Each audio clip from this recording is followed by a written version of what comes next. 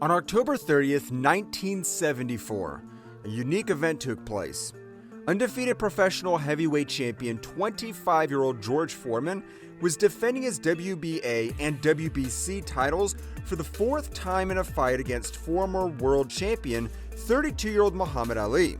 At that time, Ali had only 2 losses, but everyone considered him an underdog. Before the fight, Ali told his team, "Why are you so sad, as if you're seeing me off to my death?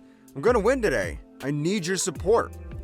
I want to point out a fact about the beginning of Big George's fighting career. In 1968, he went to the Olympics in Mexico with a record of 16 wins and 4 losses in amateur boxing. And Big George left this tournament with a gold medal. Within 3.5 years as a professional fighter, Big George achieved the status of a mandatory challenger for a championship fight with a record of 37 wins, including 34 knockouts. In 1973, he faced Joe Frazier for the championship belt. 2 years before the fight with Foreman, Frazier gave Muhammad Ali his first career loss by a unanimous decision. Despite all of Frazier's accomplishments, Foreman literally destroyed the reigning champion in less than 6 minutes and became the undisputed world champion. As for Muhammad Ali, after his loss to Frazier in 1971, he didn't waste any time and began his journey back to the top. On his way up, Ali won 10 fights in 2 years, but unexpectedly lost to Ken Norton in 1973 by a split decision. But then in 1973, Ali got his revenge against Norton and Frazier, who by that time had already lost the title. Ali regained his status as a contender for the championship fight. It's worth noting that Don King was the promoter of this fight. He promises the boxers $5 million each, but his promise was empty since he didn't have such money. Searching for a venue for the fight around the world, King's search led him to the African continent of Kinshasa, Zaire. Now it's the Democratic Republic of Congo, and this fight was dubbed the Rumble in the Jungle. The initial date for the fight was scheduled for September 24th, but because of the injury received by the Foreman during the preparation, the fight was postponed to October 30th. To satisfy the interests of the American viewer, the fight started at 4 a.m. local time. At that time, Foreman had an impressive streak of 24 consecutive victories to his name. He also had the hardest punch at the time, and most boxing experts thought that today Foreman would win his 25th fight in a row. In the first round, Ali executed a game plan prepared by his team. He constantly moved, launched counterattacks, and when Foreman got too close, he grabbed him by the neck. Ali clearly didn't want to become Foreman's 25th win in a row.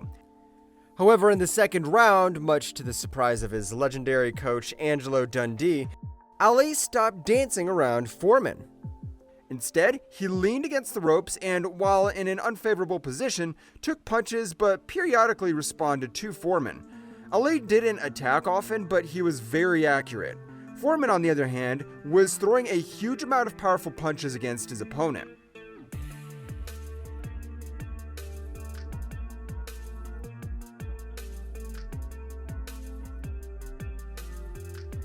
In the third round, Ali also continued the fight leaning on the ropes, and if he stepped back from the ropes on one side of the ring, he quickly found himself at the ropes on the other side of the ring.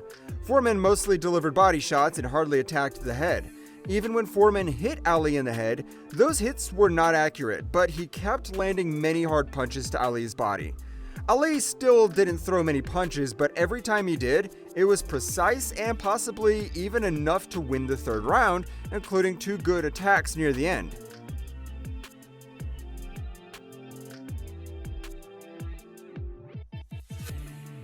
In the fourth round, Joe Frazier, who worked as a commentator that day, noted that Foreman was rushing and needed to lower the pace. Otherwise, it could have a negative impact on him. Angelo Dundee was shouting at Muhammad Ali, telling him to stop leaning against the ropes. Dundee was yelling at Ali, "When you're by the ropes, it makes me nervous." Ali looked at his coach and replied, "I know what I'm doing."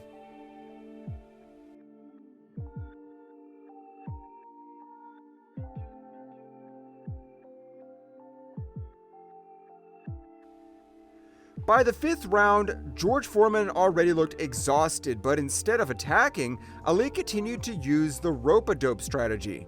He stood by the ropes and leaned back, keeping himself out of Foreman's reach. Ali remained passive for most of the time, allowing his opponent to attack him. Even when it was obvious that Foreman was noticeably tired, Ali continued to provoke him to attack.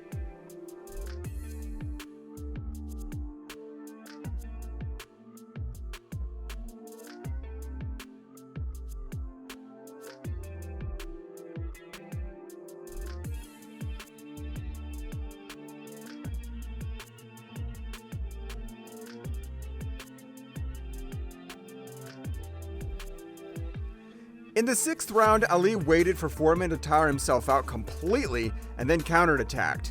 Before the fight, Ali did an excellent job of getting under Foreman's skin, and it was obvious that Foreman was motivated by anger. Ali also managed to turn the local audience against Foreman, who during the match shouted, "Kill him, Ali." His psychological attack on his opponent had a good result in the ring. Foreman relied too much on his punching power and didn't think about defense. He attacked Ali furiously but recklessly, wasting a lot of energy for nothing. By the 7th round, Foreman's attacks were rare and slow, and Ali saw all the dangers coming from his opponent. In one of the fight episodes, he even said, "Is that all you got, Joe?" Before the 8th round, Joe Frazier said, "From what I can see, George won't make it to the end of the 8th round."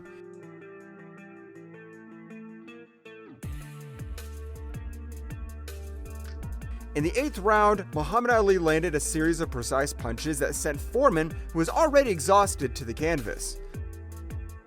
I want to note that Ali did not finish off Foreman, but simply waited for him to fall. Foreman could not continue the fight. He was exhausted, and Ali once again proved that he was the greatest boxer in history. After the fight, Foreman was asked about the tactics Ali used, to which Foreman replied, "Today, I was a fool." Many years later, Foreman would give an interview in which he would say that he fell not so much from punches as from exhaustion. He was exhausted and had never felt that way in his life, and if he could turn back time, he would not have fought Ali that day. At that time, Muhammad Ali became the second boxer in history, after Floyd Patterson, to regain the world heavyweight title.